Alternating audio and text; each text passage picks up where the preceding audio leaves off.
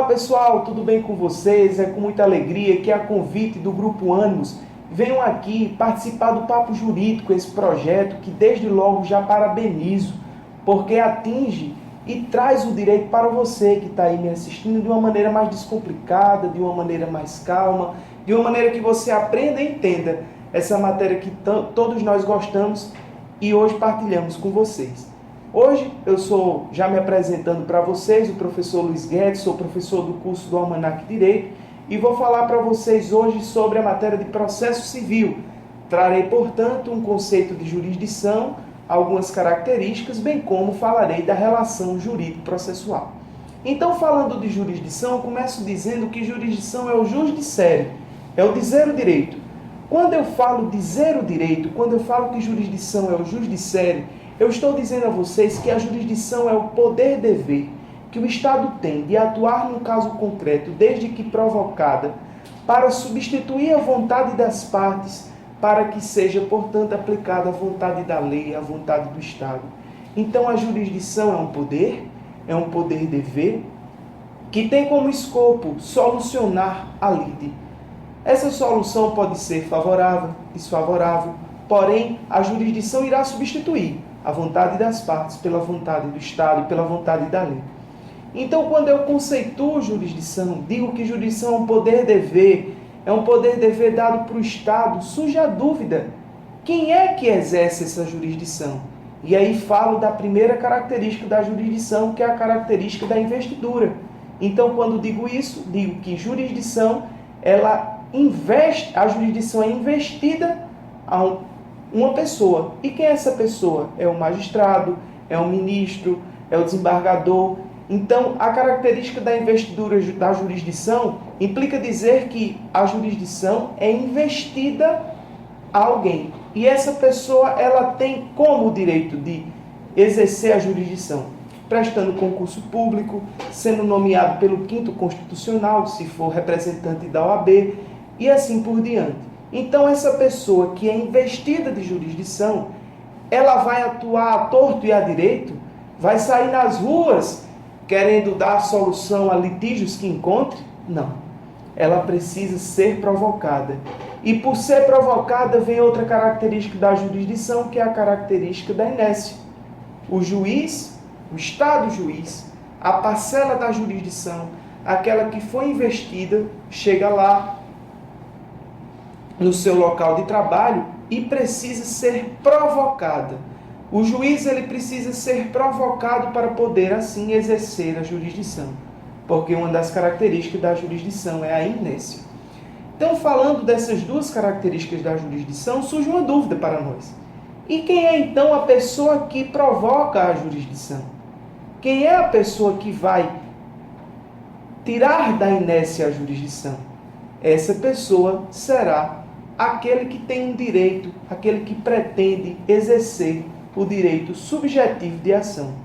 Este pode ser o autor, uma pessoa, pode ser o Ministério Público nas ações em que são dele autônoma, e essa pessoa, ela provoca a jurisdição através do seu direito subjetivo de ação. Então, a jurisdição, ela é provocada pelas partes para poder exercer o seu papel, que é dar solução aos litígios, a lide. Um breve comentário sobre lide. Lide é um conflito jurisdicionalizado. A diferença de lide para conflito é essa, que conflito é quando A e B têm um problema entre eles e eles resolvem entre si ou não resolvem, mas lide é quando existe o conflito entre A e B e eles judicializam, provocam a jurisdição, que tem como característica a inércia. Então, falado isso, surge, portanto, o nosso desejo de falar da relação jurídico-processual. A relação jurídico-processual se inicia quando este autor, que é a pessoa que tem um direito subjetivo de ação, provoca a jurisdição através da peça autônoma, que, no meu exemplo, será a petição inicial. O autor, ao provocar a jurisdição, ele pede que este juiz, que representa o Estado, que é aquele que foi investido, aquele que foi aprovado em concurso público, falando do 1º grau, então esse juiz é provocado se intima, se pede na jurisdição que o juiz dê uma solução ao caso concreto. Então o autor faz o quê? Provoca a jurisdição, através do seu direito subjetivo de ação, para que o juiz mande citar o réu para responder os termos da ação. Então, quando o autor provoca a jurisdição para que ela seja de plano exercida, surge o princípio da ampla defesa e o contraditório. O juiz, ele precisa citar o réu para responder os termos da ação. Então, quando o juiz cita o réu, manda citar o réu para responder os termos da ação, o réu exercerá o seu direito de ampla defesa e contraditório. Com o novo Código de Processo Civil, o réu não mais responderá aos termos da ação 15 dias após a juntada do mandato nos autos do processo.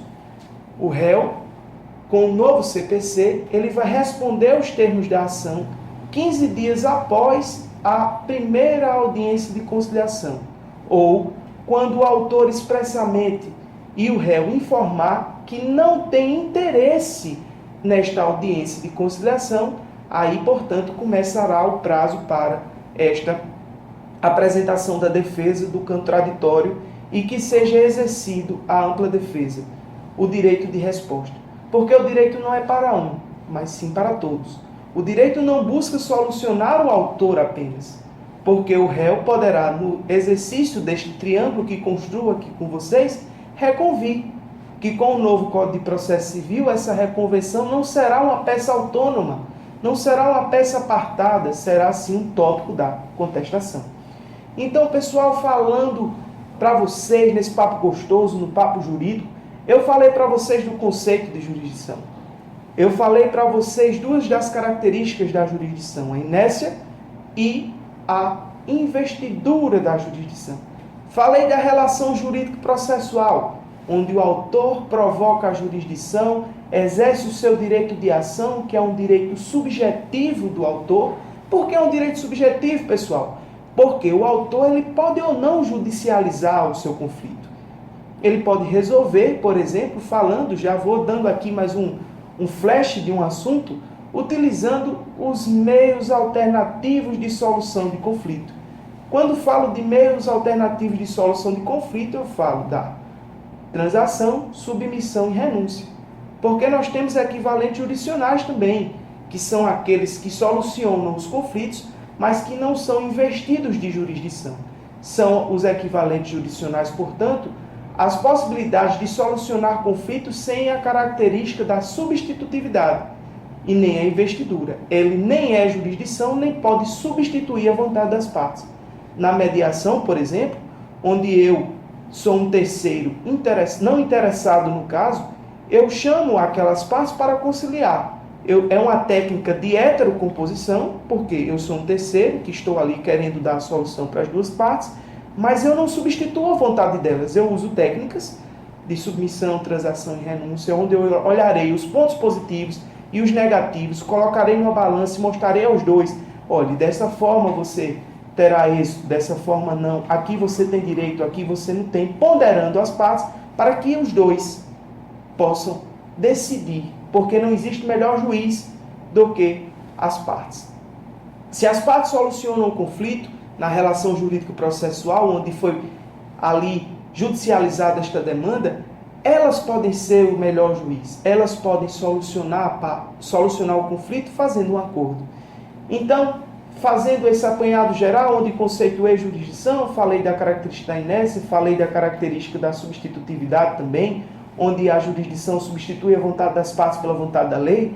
Falei da relação jurídico-processual do autor, do Estado, do réu, foi bem rápido. Falei também para vocês sobre técnicas de heterocomposição, quando falei de mediação. Falei para você de transação, submissão e renúncia, que explicarei melhor no próximo papo jurídico, será muito bom falar para vocês sobre isso. Mas insisto em dizer, por fim, que esse projeto do ânus de trazer o direito mais para perto, de publicizar as informações, de trazer nas redes sociais, no Facebook, parabenizo também a Unip, porque abre o espaço para este grupo de jovens que tem um bom intuito de ajudar o estudante, eu quero deixar aqui minha gratidão e meus parabéns, porque um projeto como esse a gente só vê aqui na UNP, com o Grupo Ânimos e aqui em João Pessoa. Muito obrigado, minha fraterna gratidão a todos vocês que me escutaram nesse momento e conto comigo, um forte abraço do professor Luiz Guedes.